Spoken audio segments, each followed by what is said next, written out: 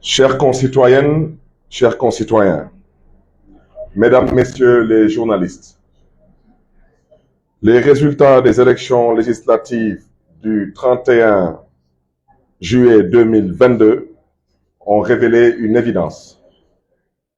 La coalition présidentielle est minoritaire.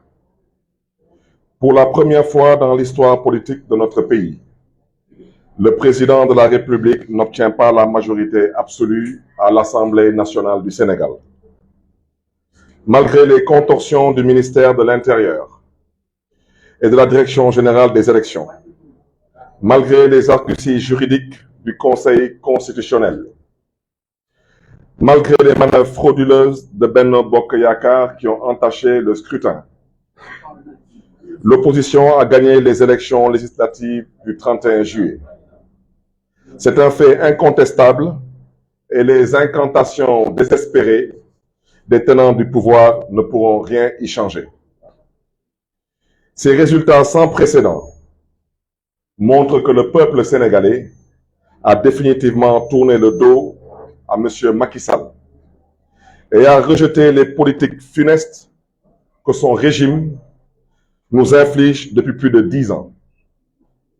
Cette victoire de l'opposition, nous la devons à la maturité du peuple sénégalais qui a clairement exprimé sa position lors de ces élections, surtout sa volonté de changement. Nous la devons également à l'unité de l'opposition, qui a permis de mettre en place une stratégie d'alliance inédite, matérialisée par l'intercoalition Yewwi Wallu. En effet, l'intercoalition a permis de mobiliser et de rassembler les électeurs et de leur proposer un choix clair de candidats communs dans tous les départements de notre pays et dans la diaspora. L'opposition a relevé avec succès le défi de l'unité. C'était l'un des objectifs que nous nous étions assignés en mettant en place l'intercoalition Yewwi Wallu. Chères concitoyennes, chers concitoyens, mesdames, messieurs les journalistes, cette victoire de l'opposition ne ferait pas sens si nous n'arrivons pas à opérer à partir de l'Assemblée nationale les ruptures radicales et à réaliser les transformations structurelles fondamentales que notre pays ne peut différer sans risque de se perdre. J'ai conscience que nous sommes interpellés sur notre capacité à tenir nos engagements. Ainsi, c'est en mesurant avec gravité les défis que nous attendent, mais également avec responsabilité et humilité, que je vous annonce ma candidature à la présidence de l'Assemblée nationale du Sénégal. Ma candidature est portée par toute la coalition Yewwi Askan Wi. Et je voudrais remercier les leaders, femmes et hommes de notre coalition, d'avoir porté leur choix sur ma personne. En présentant ma candidature à la présidence de l'Assemblée nationale, Yewwi Askan Wi veut faire de cette institution majeure le centre d'impulsion de la vie politique nationale. Nous voulons une Assemblée nationale qui redonne le pouvoir au peuple sénégalais et qui rend compte au peuple sénégalais. Nous voulons une Assemblée nationale qui instaure une gouvernance fondée sur la prééminence et la permanence de la République garante de l'état de droit, de l'équilibre et de la séparation des pouvoirs, de la démocratie, de la décentralisation, des droits humains, de la participation citoyenne et de la transparence dans la gestion des ressources publiques. Nous voulons une Assemblée nationale qui sera le lieu du débat public.